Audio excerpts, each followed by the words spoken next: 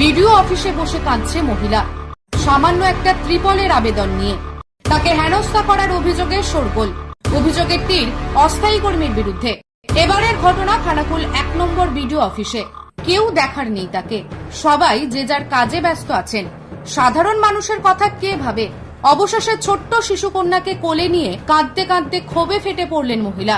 এই ঘটনাটি ঘটেছে আরামবাগ মহকুমার খানাকুল 1 নম্বর বিডিও অফিসে। মহিলার অভিযোগ, চাল বন্ধ করে দিয়েছে, ঝিটে বেড়া ঘরে থাকি, ত্রিপলের জন্য এসেছিলাম, গরিবের কেউ নেই, গরিবদের রক্ত চুষে খাবে সবাই। বিডিওর কাছে গিয়েছিলাম, কিছুই দেয় না, কুকুরের মতো তাড়াচ্ছে। ভোটের সময় দাদা দিদি বলা হয়, তারপর আর কেউ পাশে নেই।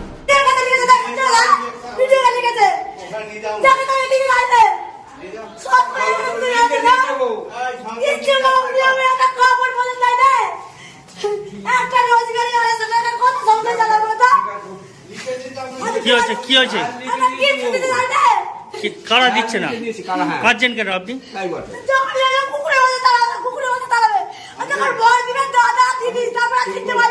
কে তাড়াচ্ছে কুকুরের মতো?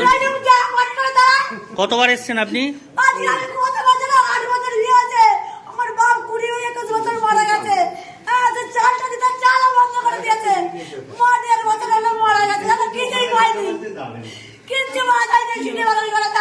আজকে কেন এসেছিলেন? কোথায় বাড়ি আপনার? কোথায়? সোনা ডিগ্রি। কোন অঞ্চলে বাড়ি? কোন অঞ্চল? 1 নম্বর পঞ্চায়েত। ওই খানাকুল 1-এ। জানা গেছে সামান্য একটা ত্রিপলের দাবি নিয়ে অসহায় মহিলা বিডিওর দ্বারস্থ হয়েছিলেন। লোকসভা ভোটের আগে থেকেই কখনো পঞ্চায়েত অফিস, কখনো খানাকুল 1 নম্বর বিডিও অফিসে যাতায়াত করেছেন ত্রিপলের জন্য, কিন্তু প্রত্যেকবারই হতাশ হয়ে ফিরতে হয়েছে। মহিলাটির বাড়ি খানাকুল 1 নম্বর পঞ্চায়েতের সোনাদিগড়িতে। গরিব অসহায় মহিলাটির নাম মায়া হাজরা। স্বামী ও শিশুকন্যাকে নিয়ে ঝিটেবেড়া বাড়িতে বসবাস করেন। বর্ষার বৃষ্টির জন্য সেই বাড়িতে জল পড়ছে। একটা ত্রিপলের খুবই প্রয়োজন। এই ত্রিপল পাওয়ার জন্য তিনি খানাকুল 1 নম্বর পঞ্চায়েতের প্রধানকেও নাকি জানিয়েছিলেন, কিন্তু সেখান থেকেও কোনো সহযোগিতা পাননি। অবশেষে খানাকুল 1 নম্বর বিডিও অফিসে আসেন। ভোটের আগে থেকেই তিনি বারবার ত্রিপলের জন্য আবেদন জানিয়েছেন। মঙ্গলবার মায়াদেবী অনেক কষ্ট করে বিডিওর সাক্ষাৎ পান। বিডিও ত্রিপলের জন্য তার আবেদন গ্রহণ করলেও তাকে হয়রানি হতে হয় বিডিও অফিসের এক অস্থায়ী কর্মীর কাছে। অভিযোগ, গরিব ওই মহিলাকে নানাভাবে হেনস্থা হতে হয় ওই অস্থায়ী কর্মীর দ্বারা। তাকে নাকি বিভিন্ন অফিসে যাওয়ার কথা বলা হয়। ক্ষোভে দুঃখে কেঁদে ফেলেন মহিলা।